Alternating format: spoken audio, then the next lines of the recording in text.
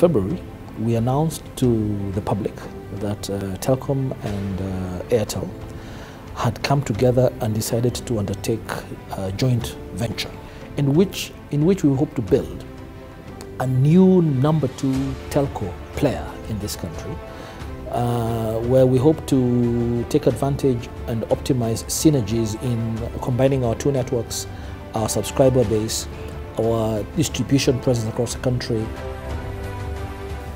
Along the way, other actors jumped into the fray.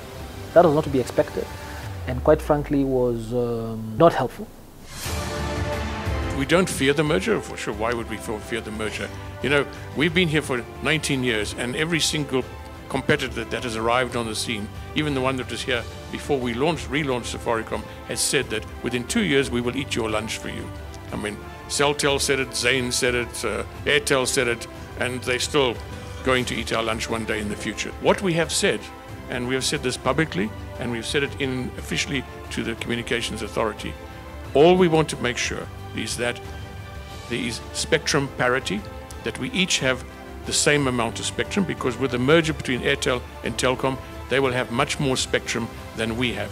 We have many more customers to service, but nevertheless, we just like to see spectrum parity, that we each have the same. The second thing we said is that we want to have our debt paid before the merger happens, because we're concerned that when Telkom merges with Airtel, we will not see our money that they owe us, and they owe us 1.2 billion shillings.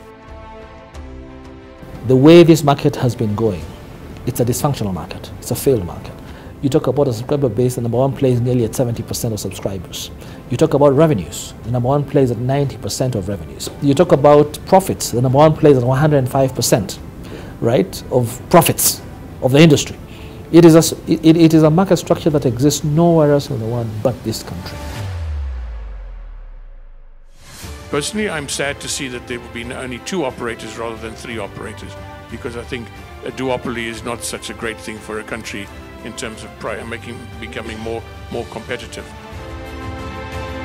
What we require now are the regulatory approvals to conclude the transaction. We always were aware and knew that before we concluded this transaction, we would have to secure approval of regulators such as the Communication Authority and the Competition Authority, COMESA, engage even the CBK, in as far as the extent that there is an element of mobile financial services.